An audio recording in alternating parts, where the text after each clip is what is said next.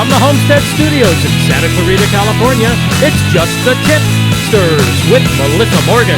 It's bitchcraft.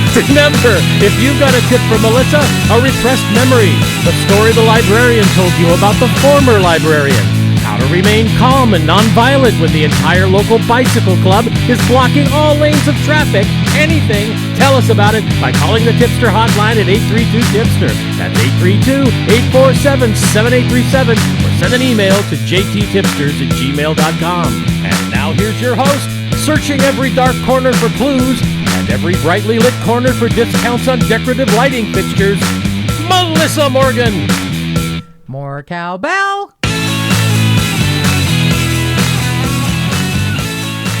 There's no way to say bell louder at the end without sounding like Jerry Lewis. There's just, you can't. More cowbell. Yeah, I know. More cowbell. Lady. Yeah, I can't do it correctly. I always try and do it differently. When it's 3 words, you can only change it up so much. Yeah, well, you're working on it, though. You're getting better at it. 3.5 years in, it should be a little simpler than this, but whatever. You're doing fine. Sure. Sure, yeah. Yeah. Sure. So, small update. I was going to court, not again because I'm in trouble, on Monday the 3rd for another hearing for Daniel Sarazan in the disappearance and probable homicide of William John Sarazan, the gentleman who lived in our area who's been missing since January of 2017. And it has been one delay after another. His most recent court-appointed attorney, after I guess the money ran out for a private attorney, was the definition of Slick Willie. I mean, pink socks and pink matching jacket. It was very weird 1990s Really? Miami Vice. Yeah. Pink socks? Yes. His socks matched his jacket, and they were both pink, and they were very, not like fuchsia, but a very soft baby pink. It was beautiful, but it was also weird. Like, did he have a great deal on timeshares in Palm Springs while he was at it? I would think that's the very least that he would do as a sideline, because he's, a court-appointed attorney, and he was, I think I mentioned in the updates, and we have, episode 4 is the first one we covered about Will, and that was with Carrie Hewitt, who was in charge of one group of the searchers. Episode 64, episode 120, episode 149. So there are episodes about Will's case that you can listen to. So what I had heard is that, and we're still, in a lockdown kind of thing. It's California. Yay, us. The November hearing I showed up and heard, and it was fascinating. The January preliminary hearing, we were not allowed in because of the pandemic. The March hearing, we were not allowed in, but apparently nothing really happened because his court-appointed attorney kept asking for continuances. What I had heard after the March preliminary hearing was that there could be, the judge said there's no more continuances. The family of William Sarazan that didn't kill him, his wife and sister, have gone on record as to say no more continuances. Well, that's really nice, but I don't think that really helps. So no, it's not going to affect what the judge does. Exactly. So the one that was supposed to happen on Monday, I got a message that it had been postponed to July because Daniel has yet another court-appointed attorney who needs time to review the case. And what will happen in July will be that attorney will say, I've not had time to review the case. So I don't know when this will ever, just continuance after continuance, but please know I will keep you updated, and I will go and be present if we are allowed to, to go. I'm really hoping that opens up, because it is a civil right to be able to see a public trial. What's fascinating to me is that the LA Superior Court doesn't have YouTube coverage of its hearings. Well, they do. Here's the thing. It's not that simple, but thank you for saying that, Producer Mark. I actually didn't want to go into this, but yay, here we go.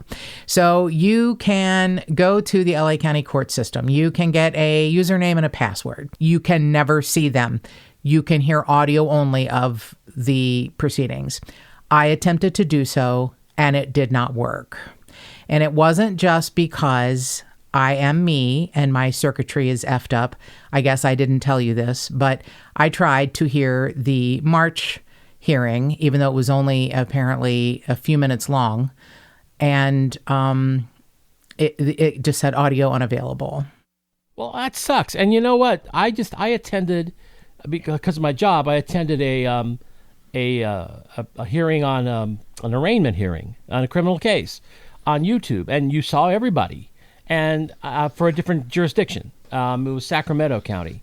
And I don't understand why LA County can't make it. And you didn't have to log on. You didn't have to get a username or anything. You could just go there. Well, I'll tell you one thing. Sacramento County, I think, has it down like a well-oiled machine, because I saw all of the Golden State Killers arraignments. Oh, that's right. Right. And it was flawless. I mean, it was deep in the pandemic, but it was, and everyone was far apart. There was only so many people.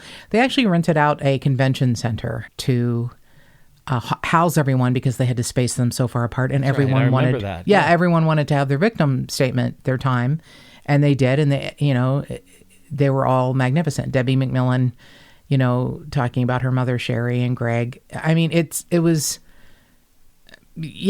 can be done correctly. It's sad to me that LA County can't fucking figure it out, but whatever. Anyway, just wanted to let you know the updates. And I swear it isn't me this time. It wasn't me, because someone else messaged me and said, I have a username and a password and I cannot get on and see. It says audio not available. I'm like, yeah, I know. Me too.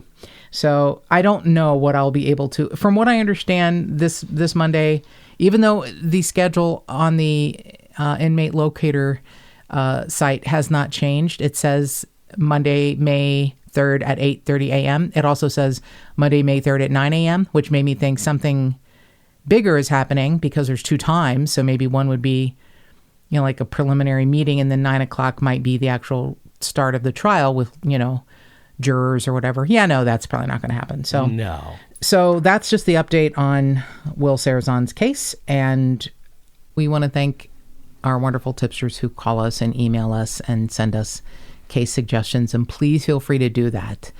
Our email address is jttipsters@gmail.com. Our tipster hotline is 832-847-7837. If you have the time and would not mind going to Apple Podcast or wherever you are hearing this podcast and rating and reviewing and subscribing to this podcast, we would be very grateful. I wanted to say a special thank you to our new YouTube subscribers, AM, which I might mean this person's a morning person, Ben, Blue Unicorn, who, obviously has a special place in my heart because their username's Blue Unicorn, Tipster Karen, who wrote just the most lovely review or recommendation on the Just the Tipsters Facebook page. She said, listen to just one podcast. It's better than the CBS Mystery Theater radio, which I loved listening to as a kid with my dad. Melissa takes real-life crime stories and brings them to life with character, empathy, understanding, inspiration, and detail like nothing else. I am hooked. And those are the kind of sweet things that mean the world to us. Thank you, Tipster Karen, for that lovely recommendation. It means the world to me, especially when you get weird reviews from people. We got one this week that's like, not my cup of tea. Great. We get it. We are not for everyone. You have a choice of hundreds of thousands of true crime podcasts. You know what? Go listen to them. Why would you take the time to write a lengthy review telling me all the things I do wrong and that bother you? And it's not even wrong. It's just that it bothers you. Fine. I talk too much. My intros are too long. I get it. There are so many other places you can go to hear true crime where nobody says a fucking thing.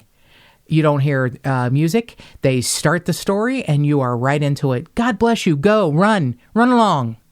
Well, this particular review was just kind of weird because it was a 3-star review, which, but I don't want to bitch about it. I don't. But it was mostly about her. It was you know what? It was like true. a psychotherapy session. That's actually true. Well, I thought maybe I should, listen to it again. At the very end of the review, she says, but then again, I thought maybe I should give it another shot. But no, thinking about it again, no. But I really wish there wasn't such long intros, because then I could actually appreciate all of the hard work the host puts into research. And I'm like, you acknowledge in your last sentence that you think I do a good job. I'm just not your style and your taste. That's fine, baby girl. Run on. You can find all sorts of podcasts that will make you happy. Please don't take the time to write a, middling review and bring down everything I work for with your, oh God. Anyway, shut up, Melissa. Done. On the positive side, beautiful, sweet, kind tipsters who take the time to write us, email us, give us case suggestions. Tipster Debbie has cracked my head wide open with a case that she sent me from North Carolina. That is so fascinating, and she gets my desire for cases that are solved. And this one took, oh gosh, was it 40? No, it had to be more than that. A long time to be solved, and yet it was. Are we going to do this one? We are. Okay, good. It's so much to wade through. I told her it would be a couple of weeks because we have a few other things on the horizon here, but I was going to get to it because once I started looking, I was like, holy crap. I mean, it's a fascinating one from North Carolina. Today's case is from San Antonio, but before I get to that, I have to say a special thank you to Tipster Jackie, who has been such a friend to the podcast already.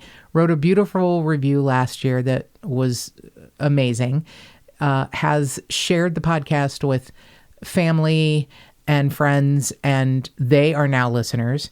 I mean, she's just a stellar human being. And then she becomes a patron, our newest patron on Patreon at the unicorn level. And we know she's already a unicorn, so she didn't need to be told by us. But thank you so much, Tipster Jackie. And thank you, Tipster Karen, for that lovely review. And you who write 3-star reviews on Apple, I know you'll find a podcast that will make you happy. And maybe you can write a shorter review, less about your internal thought process. Less about your internal thought process about why you like or don't like podcasts. It's okay. And you can even start your own podcast to talk about your thought processes. There you go. See? Producer Mark is like, a problem solver. He's always finding the important stuff and just boiling it down. She should start her own podcast talking about why she doesn't like certain podcasts. I mean, yeah. Anyway, I know I'm like trustworthy hardware stores. I'm the problem solver. You're something, all right. So there's a lot of information about this case, and the more you get into it, it's so troubling that this is still unsolved. I don't understand. And when, we take a pot shot at our legal system, this one I don't get. I don't. And it's Texas. You expect, I think, a little more positive action from any police agency in Texas, which are known to be, pretty tough. And this is the San Antonio PD, and it has had many detectives on it. And how someone can't bring charges, I don't understand this.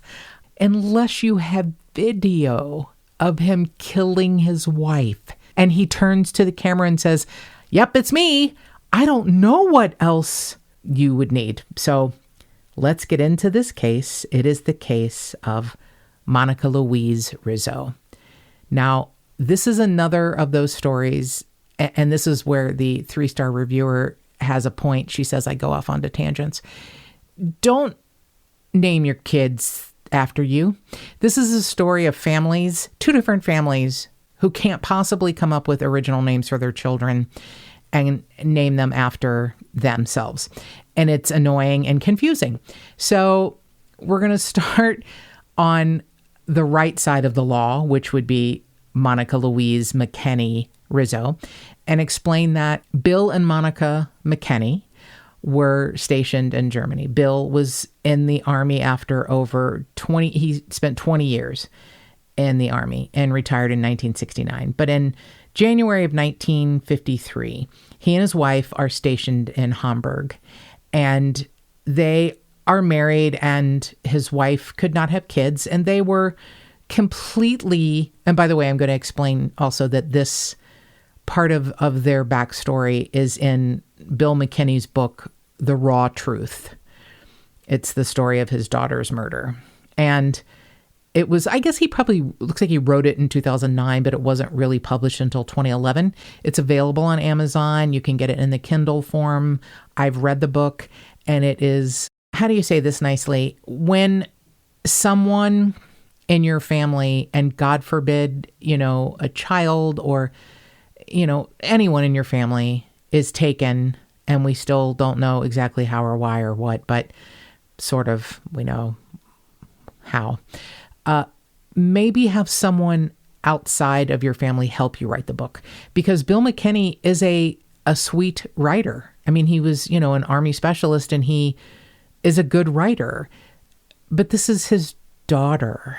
It's his adopted daughter that he and his wife had decided they're young, they're married, they're free. They don't have to go to their kids', school pageants, and, they can do what they want. But they were telling themselves this because they really wanted kids. And he was trying to be supportive of his wife, who he knew couldn't have kids. And they really went through a bunch of rings of fire to adopt Monika. It was sort of known in their hometown that this young woman named Katie, who was very sweet, was, going to give birth, and she was unmarried and was going to put the child up for adoption. And an intermediary between the two decides that, Monika won.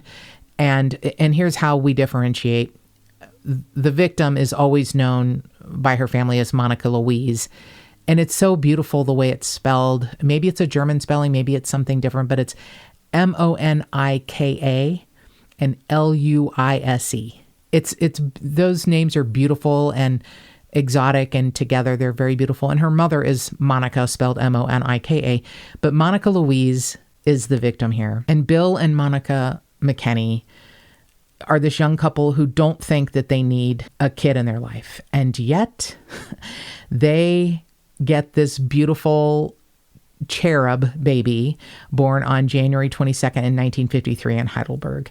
Now, at one point, Bill gets transferred back to the States, and Germany in the 50s is like, oh no, you can't take your wife and your baby that was born here that, you've adopted legally, but it's a lot of paperwork.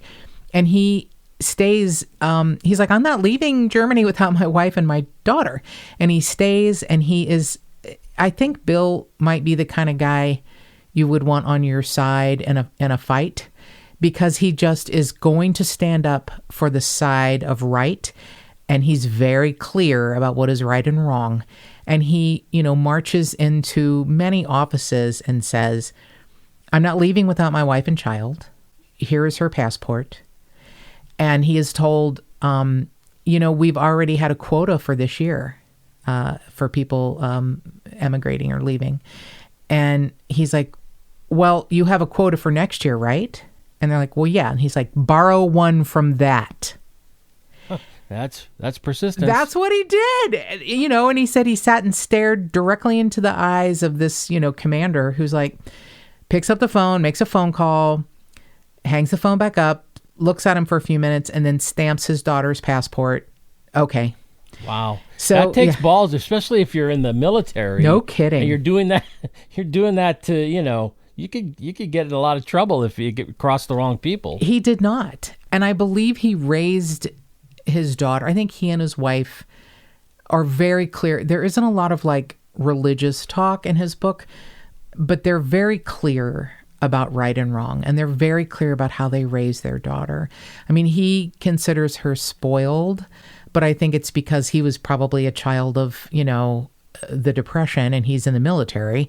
And here he is raising this, this daughter who has a good life, but his military salary wasn't cutting it. So Monika, the mother, goes to work at a cigarette factory. They get transferred. He's at Fort Knox.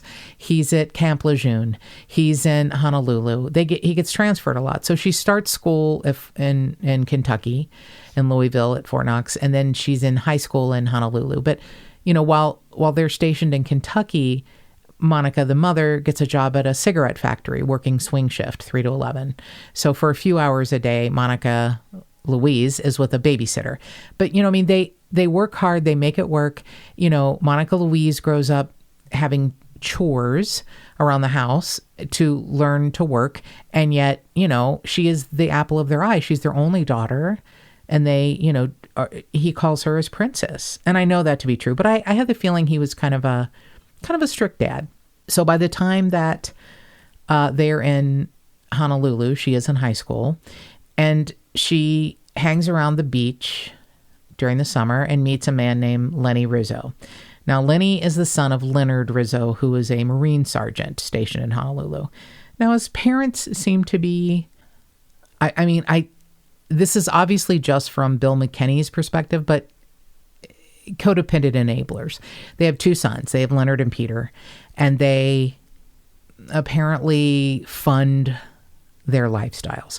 So Lenny Rizzo, the son, is an adult, but hangs around the beach with underage kids. And he starts seeing Monika, dating Monika. Who's still in high school. Who's 17. Yeah. And, you're right, senior year in high school. And her parents are like, can we meet this guy? And she's like, yeah, okay. He didn't seem to be really interested in meeting them, didn't want to know anything about her family. They expected him to come, to dinner, and he wasn't that kind of guy. So just before she turns 18, Monika Luise announces to Bill and Monika, her parents, I'm going to marry Lenny. And they lose their shit, truly.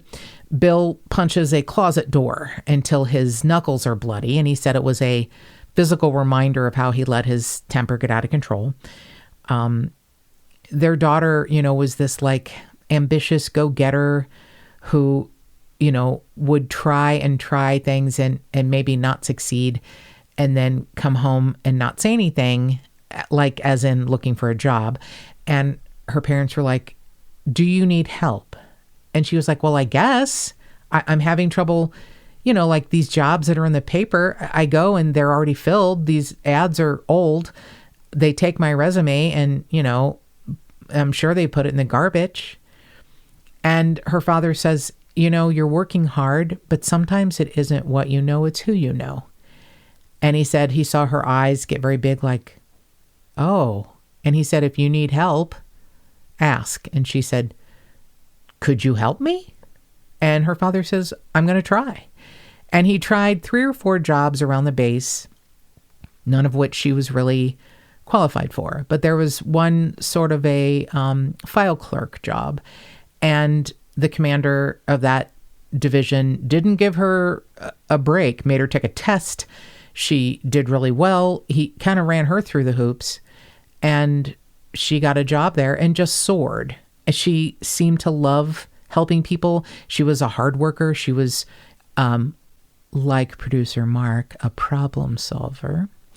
And she just seems like this person who is on a trajectory of good things. She's come from a home where she was adopted. Her parents had made up a story that she was at an orphanage, and they went in and she was the most beautiful baby and they picked her. And what she had already figured out on a trip back to Heidelberg, where her mother had hoped to get her away from Lenny,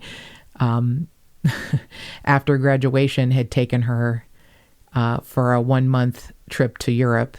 And they go back to Heidelberg, where, ironically, Monika's birth mother, Katie, is a home health care nurse and is taking care of Monika Sr.'s ailing mother. Oh, my goodness. And she has, quietly kept in touch with the McKinneys throughout Monika Luise's life, just wanting to know how she's doing. And they meet and they are friendly, and she doesn't know, she just knows this is the sweet woman taking care of my grandmother. And Katie invites them to her home, and there are pictures of Monika Luise all over the wall.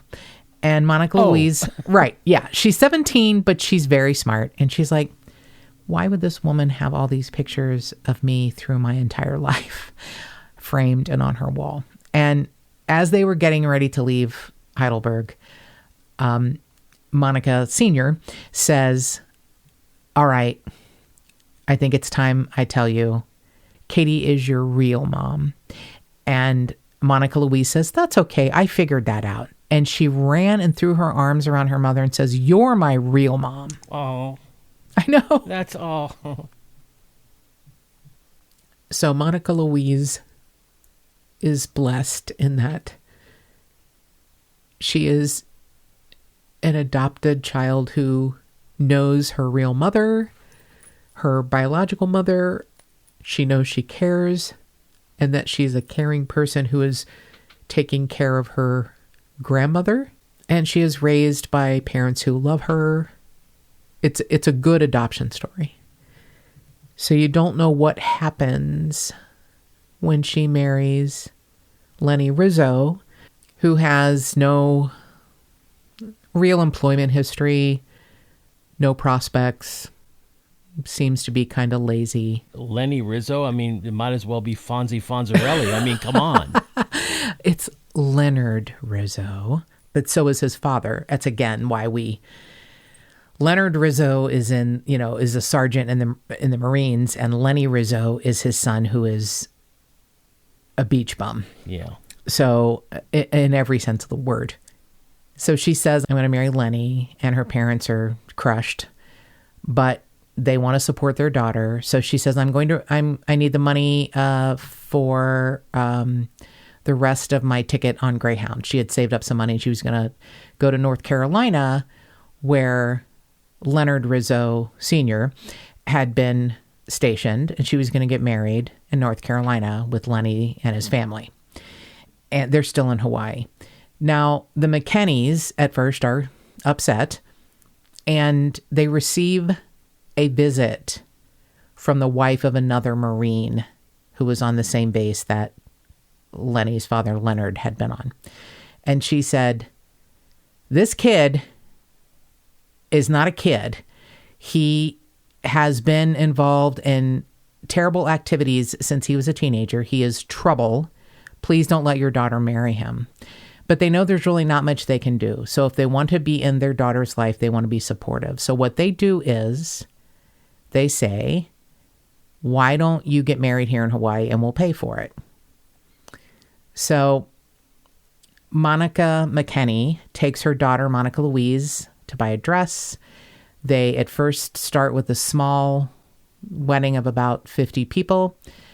Monika Luise says, well, Lenny's family and friends need to be invited. So it balloons to about 200 people. Holy cow. And yet Lenny's parents refuse to attend the wedding. What? From North Carolina, they refuse to attend their son's wedding. The McKinneys pay for Lenny Rizzo's ticket to Hawaii and back to North Carolina after the ceremony, and they pay for their daughter's one-way ticket back to North Carolina with her new husband because he has no money. And it looks like a beautiful wedding. And of course, Bill McKinney says, he didn't do anything to help.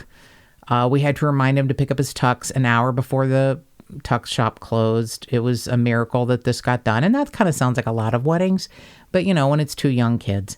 So they get married, they move to North Carolina. In the meantime, the McKinneys, are transferred to different areas with his military career, but they finally settle in San Antonio. Now, Monika and Lenny, they end up having a son, Leonardo, which of course is the third Leonard Rizzo. Yeah. But Leonardo, not Leonard or Leonard Jr. And they call him Leonard. I don't know why. Oh, for God's sake. I know. So it's Leonard the third, Lenny Jr., and Leonardo, also known as Leonard. And then they have a second son, Vincent. And that's the end of the kids, which might actually be a blessing at this point because things are so odd. While they're in North Carolina, Lenny Rizzo gets a job managing a nightclub. He's the manager, and Monika Luise is supposed to be like a server, or I mean, it's like he always places himself as a supervisor or a director, and then she's always the one who works and brings in the money. So he's managing a nightclub. He joins a motorcycle gang called the Pagans, and it's a nightclub. Things happen, I guess, right? In the 70s, he gets arrested for a large drug bust. And Monika Luise, I think, is just embarrassed. And here she is with 2 little boys, and she doesn't tell her parents what's really going on. However, a neighbor in her apartment complex had listened closely when Monika Luise would talk to her as they were sitting out on the stoop of their apartment building, which is described as kind of a tenement, waiting for the mailman. And Monika Luise tells her elderly neighbor about her parents, and her maiden name is McKinney, and where her parents live, and but she doesn't tell her parents what's going on. And this neighbor, in a very codependent way, but yet is trying to be helpful, goes through the phone book in San Antonio and finds the McKinneys, and calls around until she finds the correct McKinney and says, "Do you have a daughter named Monika Luise?" And they say yes. And she says, I just feel like she needs you now. So Monika McKinney flies to her daughter, Monika Luise, and it surprises her. She shows up at the door. What's going on? Well, it turns out that Lenny is in prison for drugs, and here Monika is trying to support 2 kids and his legal fees. And he is, offered a deal, and he won't take it because, he would have to rat on his fellow gang members and blah, blah, blah. So he ends up kind of charming, the North Carolina jail system, and he gets out sooner than they thought. He only spends, I think, a couple of years. And they open a deli, and it seems to be doing really well. But shortly after the second son, Vincent, is born, Monika Luise calls her parents in San Antonio and says, "You know what? We're moving to San Antonio." And they're like, "Oh, okay." And they find a house approximately 3 miles from Bill and Monika. And things aren't always great. All families have arguments and fights, but you work them out, especially when you feel your adopted daughter that you couldn't love anymore if she was your flesh and blood has married someone that doesn't support her, isn't good to her. But they're trying. They're trying really hard. At one point, Lenny is managing another nightclub, and he calls Bill and Monika and says, "Hey, have you seen Monika Luise?" And they're like, "Well, what do you mean? She lives with you and you work together." And he says, "Yeah, I haven't seen her in 3 days." In 3 days? In 3 days. Let me just see I want to make sure I understand this now. They opened a deli in North Carolina. Is that right? Yes. And it was doing okay. Yep. But then they had their second child. Mm-hmm. This is after he's been in prison. Yes. Okay. So they moved to San Antonio for reasons really not really well known. And then he gets a job at another nightclub. He gets a job at another nightclub. So does Monika Luise. Oh, my. And she is doing the books, and he is doing nothing.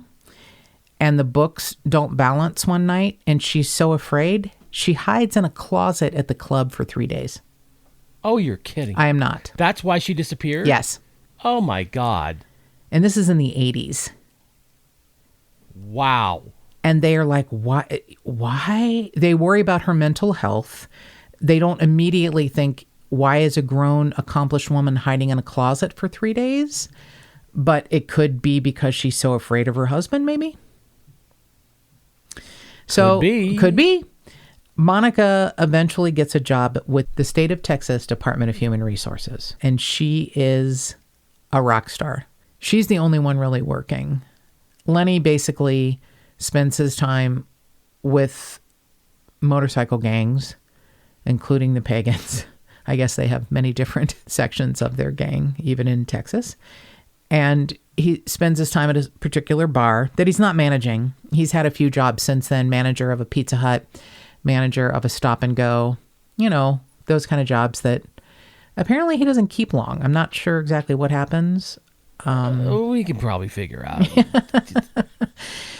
So Monika Luise has been working her butt off and supporting the family and doing a wonderful job, and she's beloved. She is beloved at her job. Bill and Monika McKinney even get their daughter and son-in-law a trip on a cruise for their 25th anniversary. They go to see them off, and there's some sort of kerfluffle going on with Lenny and Monika Luise, and the police are, Bill and Monika McKinney are like, what's happening? We're seeing our daughter and son-in-law off, and they're being taken to a different, we can see them on the boat. What's going on? And the police are like, this is none of your business. Well, it turns out, I guess, that Lenny was high and had quite a bit of drug paraphernalia on him. So they took took it away from him and then let them go on their cruise. Wow. I know. That's amazing. I know. So they go on the cruise for their 25th anniversary, a gift from their in-laws, from Monika Luise's parents.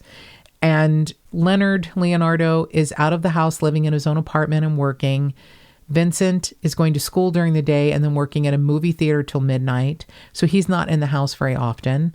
Both of the boys love their parents, love their grandparents. They both have girlfriends that are very good, stable influences in their lives. And yet they probably know what's going on in the house, but don't want to admit it because it's their father.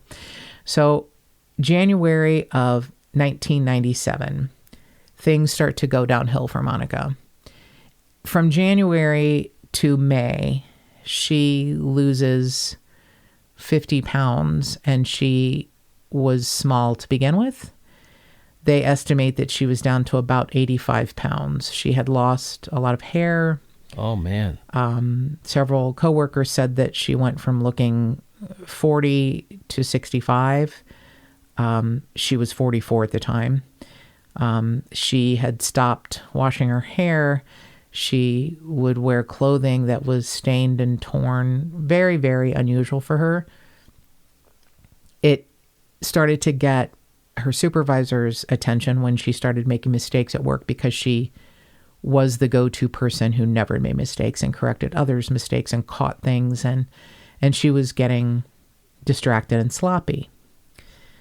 So on May 5th, now here's why the timeline is a little bit fuzzy, and there are probably going to be many questions you have that I can't answer, but I'll try. On Monday, May 5th of 1997, Monika keeps getting a phone call from Lenny at work. Now, the way the Texas State Department of Human Resources goes is you have to call a main number, and then you can get a specific person's direct number. So Lenny Rizzo has called the switchboard operator, Ethel, I think it's Ethel Proctor, numerous times, yelling and screaming and cursing at her, "Connect me to Monika." And she's like, I can't. You have to dial her number directly. So he finally gets a hold of Monika. We don't know what happens, but she abruptly rises from her desk and leaves without her purse, her jacket, leaves all of her personal effects at her office, and runs out the door. Now, I don't know what happens at home, because for another 3 weeks, 2.5 to 3 weeks, she appears to be alive, but she doesn't never return to her normal routine. Her supervisor calls her on the 13th and says, "Hey, are you coming back?" Now, she does answer the phone. She's alive on the 13th and says, "I've been sick. I'm sorry. I'll come back on the 19th." But she doesn't. And her supervisor calls her on the 20th and the 21st and the 27th. He never gets anyone to answer, and he never gets a return call from her. And he keeps her on the payroll log as long as he can. He puts her in for sick leave and then like an annual leave. But after June 17th, which, we're talking about 6 weeks now. She's been gone since May 5th.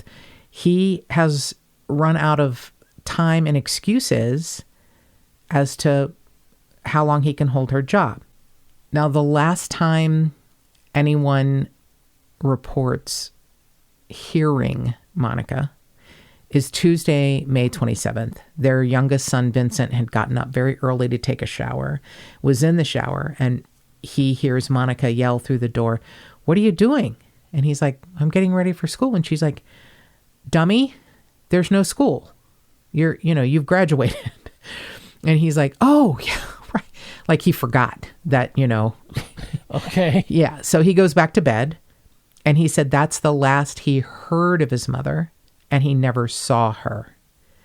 Now that's Tuesday, May 27th. Her son says, "I heard distinctly her voice say, 'What are you doing up so early at 5 a.m.?' And they laugh at the fact that he doesn't have school and he goes back to bed." Now, June 4th, there's a phone call made to the San Antonio Police Department by someone identifying himself as Robert. And he says, "You know what? There's a strong odor of deceased animal or something coming from Lenny Rizzo's backyard. I think it's just, a dead animal. But now there's a stray dog near his front yard with a jawbone in its mouth, and the teeth are crooked, and they look just like Monika Luise Rizzo's teeth." Oh, God. Which are distinctive. So the police go and check it out. Now, here's the really interesting part. They find a bunch of bones, and they're like, "Oh, yeah, just animal bones." Okay. Until Robert calls back and says, "Look, I don't think this is animal bones, and I believe you should check under a pile of tires." Now, this backyard, according to Lenny Rizzo's father-in-law, William McKinney, and when you're a military person, you probably like your corners tucked in your sheets, and you like things in a good shape, right? Sure. This backyard apparently had weeds, he said, anywhere from 2 to 3 feet. There was a horse trailer that Lenny had turned into his quote-unquote office. It had no plumbing, no real lighting. They go in to that horse trailer and find a mattress with soiled sheets, lots of different sex toys, large jars of white powder that Lenny says is baking powder. Yeah. Sure. Mm-hmm. See, that seems very, why would you... I always keep baking items in a horse trailer in my backyard. Not baking soda, baking powder. Baking powder is what he said. Right. Baking powder. He's stupid. And he probably thought it, you use baking soda for cleaning stuff up. He thought it was called baking powder. And anyway. Yeah, he said it's baking powder. Yeah. Because when you want to cook, you need to leave your kitchen, go out to your horse trailer in your shit backyard from Fred Sanford and Son Salvage. With the soiled sheets and the sex toys. With the sex toys. And make some muffins. Right. Well, you need to get the supplies to make the muffins. You don't make them there, Mark. Oh, you need to get the supplies. It's sort of your pantry. It's a pantry. Yeah, okay. It's an adjacent pantry. Thank you for figuring that out for me. Thank you. Adjacent pantry. So, in the meantime, And here's why this is the saddest thing.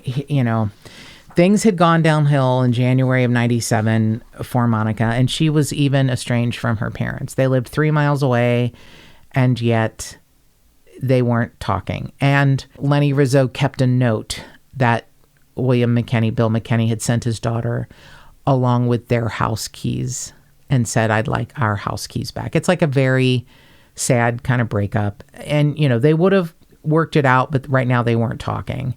And they didn't know what was going on. They did not know what was going on at their daughter and son-in-law's home. They still kept in touch with their grandkids, their grandsons, but they were, older and they could talk, when they wanted to. And they wanted to keep the grandkids out of, what was going on. And they had no idea that Monika was going through something so difficult.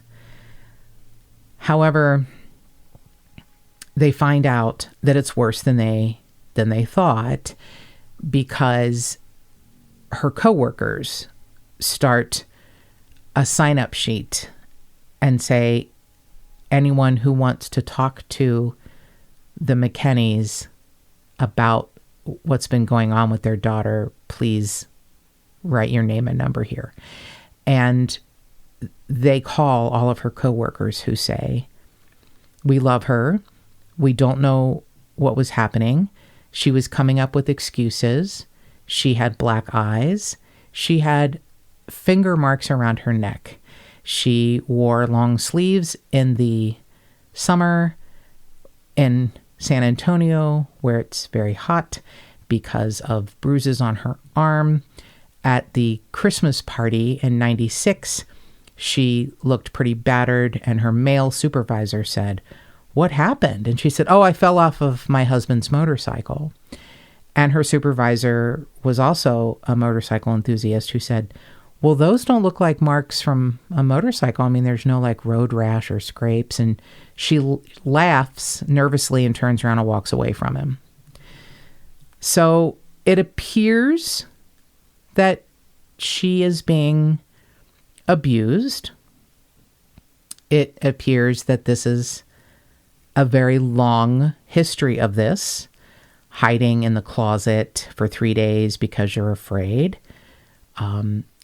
Your sons are aware of it, but they apparently, this is the way they live, and they didn't know that, I think they found distractions outside the house, like Leonardo getting out of the house quickly as a teenager.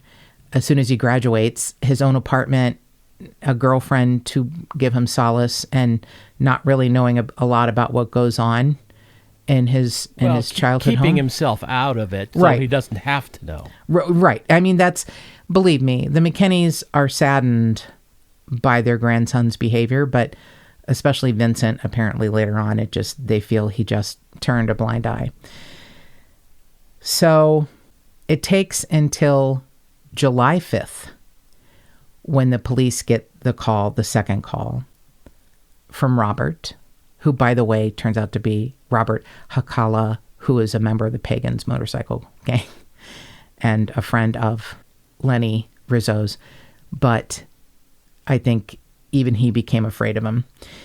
Calls the San Antonio PD and says, "You need to check under these tires." Now, they have tested the bones they originally found on June 5th and said, "Oh, they're animal bones."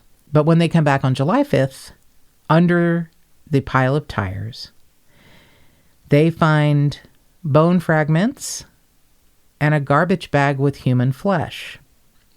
Oh, for God's sake. There's hair and body fluids throughout the backyard and in a barbecue pit.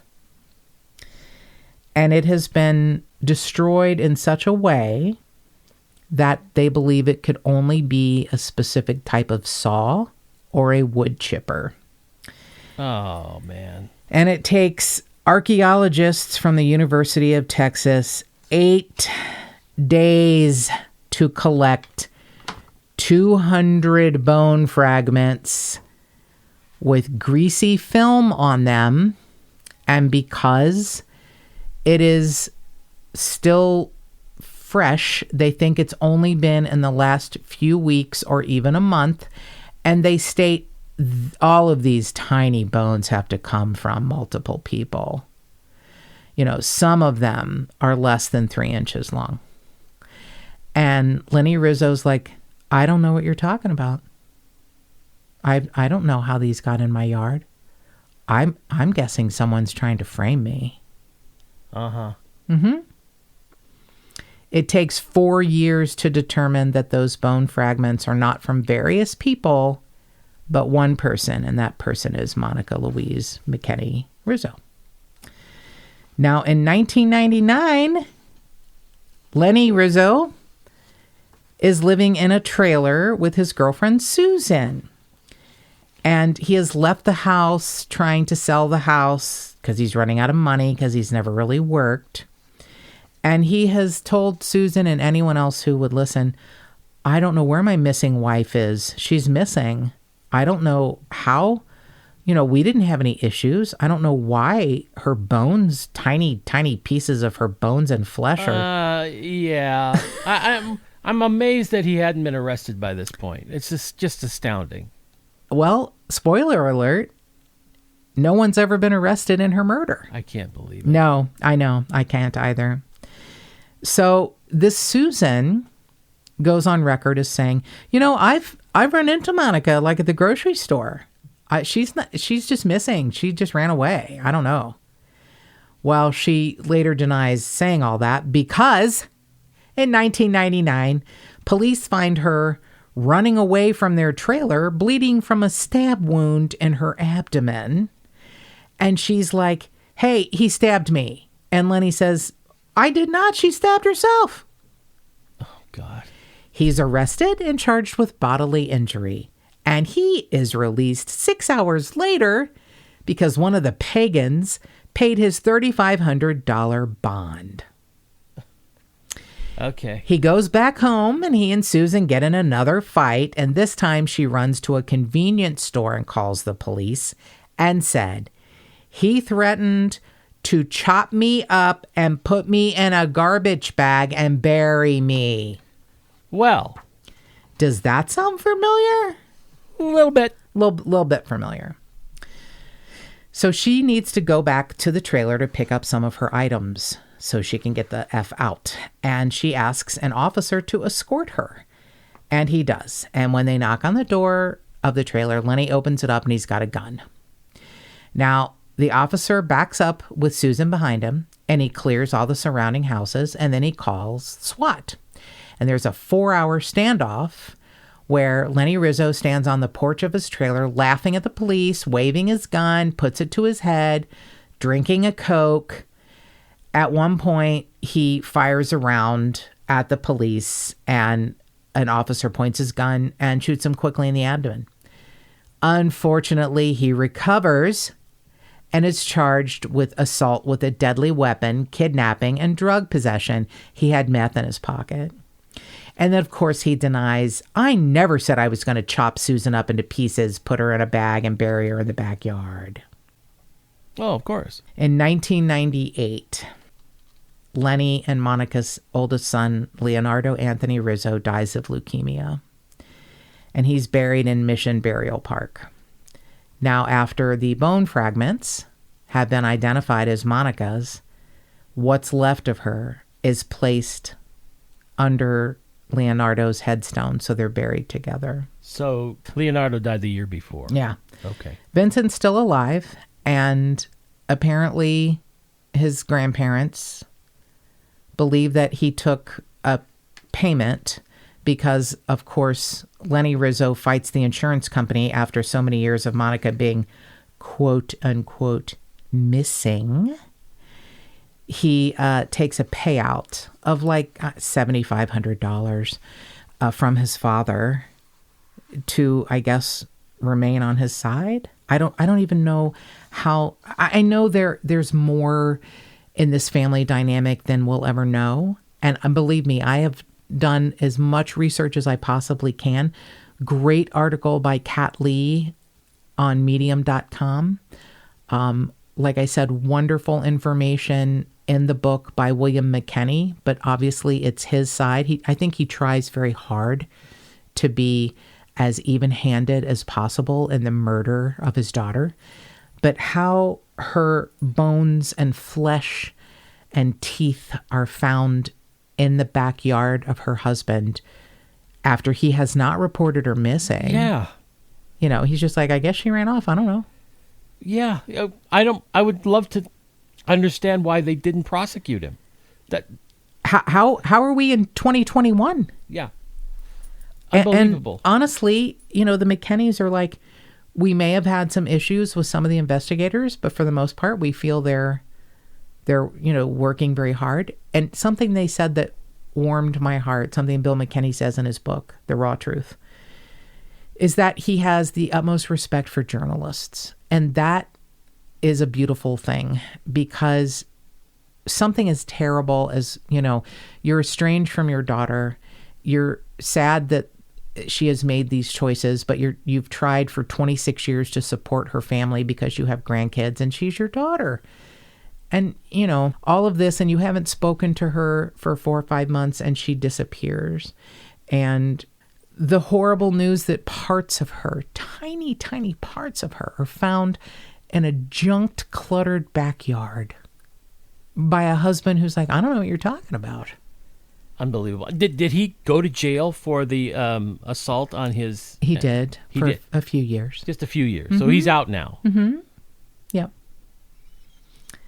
Yep. Lenny Rizzo lives another day and many more years.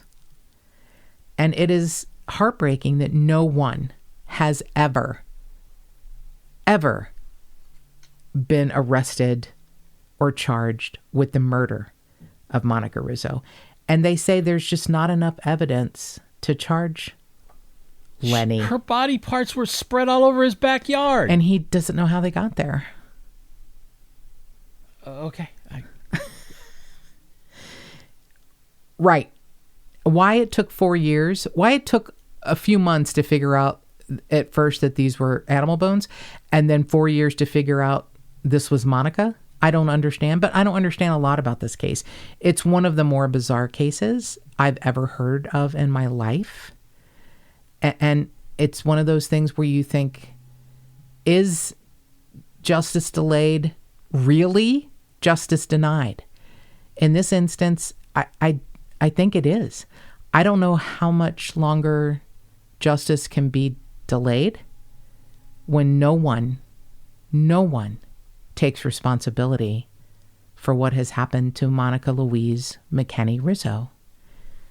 But if you know anything about what happened, if you have any information, if you've heard something, please call the San Antonio Police Department at 210-207-7273 and more cowbell.